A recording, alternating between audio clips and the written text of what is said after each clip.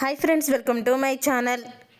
మీనా బాలు మాటల ద్వారా గుండె పగిలే నిజాన్ని తెలుసుకొని బాలు మీద తల్లి ప్రేమని చూపిస్తున్న ప్రభావతి అసలు ఇదంతా ఎలా జరగబోతుంది అనేది ఈ వీడియోలో తెలుసుకుందాం.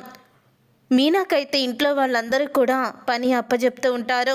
ఒకరి తర్వాత ఒకళ్ళు కాఫీ పెట్టమని, మరొకరు వేడి నీళ్ళు పెట్టమని అంటూ మీనాకి ఖాళీ లేకుండా పని చెప్తూనే ఉంటారు. మరొక పక్క రోహిణి వచ్చి నాకు పార్లర్కి టైం అవుతుంది, టిఫిన్ అయ్యిందా మీనా అని అంటుంది. నాకు వేడి నీళ్ళు పెట్టు మీనా అని శృతి అంటుంది. ఇలా ప్రతి ఒక్కరి పని కూడా మీనా చేస్తూ ఉంటుంది. ఏమీ అనకుండా అంతా కూడా హాల్లో కూర్చొని గమనిస్తూనే ఉంటాడు. బాలు అయితే అలా గమనిస్తూ ఇక ఒక్కసారి తనకి చాలా కోపం అయితే వచ్చేస్తుంది. కోపం రావడంతో అప్పుడే బాలు అయితే, ఏంటి మీనా నువ్వు ఈ ఇంటికి కోడలువా, లేకపోతే వీళ్ళందరి కింద పనిచేస్తున్న పని మనిషివా అని అంటూ ఉంటాడు బాలు. అప్పుడే ఇక అది విని ప్రభావతి అయితే, ఇంట్లో పనులు చేసుకుంటే తప్పే ఉందిరా అని అంటూ ఉంటుంది. పనులు చేసుకుంటే తప్పేమీ లేదు, ఆ పనులను నలుగురు పంచుకుంటే అది పని కింద అనిపించదు.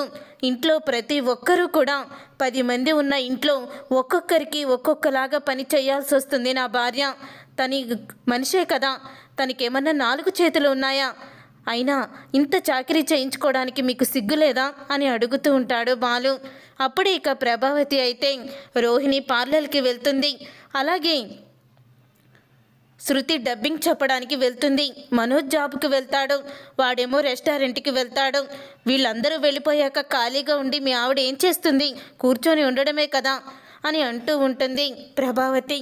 అప్పుడు ఇక బాలు అయితే, అవునా మరి, అయితే ఈ రోజు నుంచి మా ఇద్దరి వంట వేరేగా వండుకుంటాం, మీ వంటలు మీరు వేరేగా వండుకోండి అని అంటూ ఉంటాడు బాలు. అప్పుడే వేరేగా వండుకుంటారా, ఆ వేరేగా వండుకునేదేదో ఇద్దరు ఇంట్లో నుంచి వెళ్ళిపోయి వేరేగా వండుకోండి అని అంటూ ఉంటుంది ప్రభావతి. అప్పుడు ఇక బాలు అయితే, ఇంట్లో నుంచి నా భార్యను తీసుకొని సంతోషంగా వెళ్ళిపోతాను, కానీ నీ లక్షలు మింగినవాడు 40 లక్షలు తీసుకొచ్చి నాకు ఇస్తే అస్సలు మాట్లాడకుండా నేను ఇంట్లో నుంచి బయటికి వెళ్ళిపోతాను అని అంటూ ఉంటాడు బాలు. తీసుకురా నీ 40 లక్షలు, మింగినవాడు కొడుకు నుంచి 40 లక్షలు తీసుకురా అని ప్రభావతితో గొడవ పెట్టుకుంటూ ఉంటాడు బాలు అయితే. అప్పుడే సత్యం, ఏంటి పొద్దున్నే మీ గొడవ అని అంటూ అక్కడికి వస్తాడు. చూడండి, అసలు వీడి నోటికి అదుపు లేకపోకుండా పోయింది అని అంటూ ఉంటే, నీ నోరు కన్నానా అని అంటూ ఉంటాడు సత్యం. ఏం జరిగిందిరా అని అనగానే, చూడు నాన్న, వీడొచ్చి నాకు వేడి నీళ్ళు పెట్టు అని మీనాని అడుగుతున్నాడు. రోహిణి ఈ పార్లర్ వచ్చి టిఫిన్ అయ్యిందా అంటుంది. అదిగో మొన్నగాక మొన్నొచ్చిన ఆ లేచిపోయిన వాళ్ళిద్దరూ కూడా నా భార్యకే పనులు చెప్తున్నారు, తనేమన్నా మిషనా నాన్న అని అంటూ ఉంటాడు బాలు. ఏంటి ప్రభా, ఎవరు వాళ్ళు పనులు వాళ్ళు చేసుకోమని కూడా చెప్పలేకపోతున్నావా, ఇంట్లో వంట చేయడం అంటే మీనా చూసుకుంటుంది, వాళ్ళకి వేడి నీళ్ళు పెట్టడం వాళ్ళ పనులు కూడా తనకి అప్పచెప్తే ఎలా ఉంటుంది అని అంటూ ఉంటాడు సత్యం.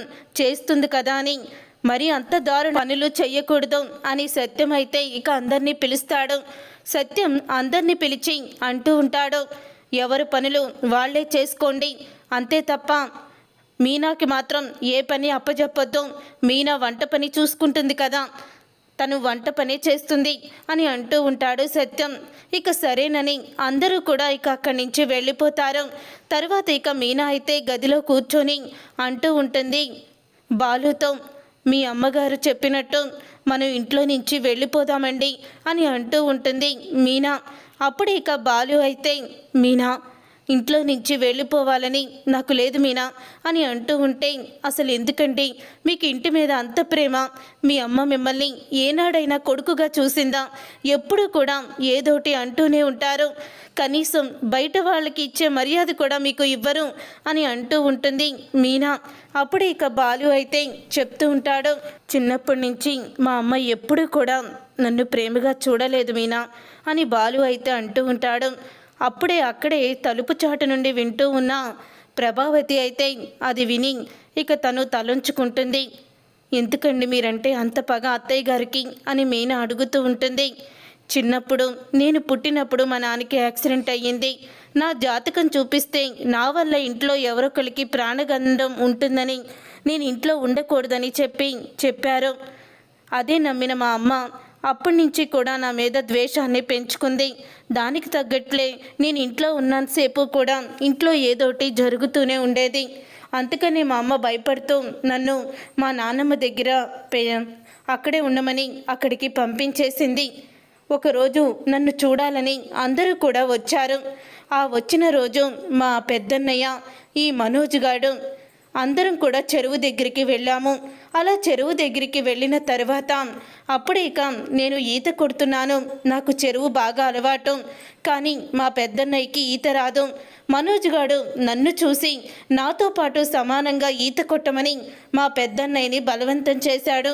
నాకు ఈత రాదు అని చెప్పినా కూడా వాడు వినిపించుకోకుండా ఇక ఈత కొట్టమని చెప్పి తనని నీళ్ళల్లోకి తోసేశాడు.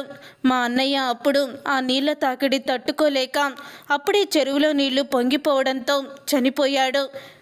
ఆ చనిపోయిన తర్వాత కూడా మనోజ్ తనని ఎక్కడ పోలీసులు అరెస్ట్ చేస్తారేమో అని ఆ నిందని నా మీదే నెట్టేశాడు. అది మా అమ్మ నమ్మేసింది. నా వల్లే మా పెద్దన్నయ్య చనిపోయాడనుకుంది.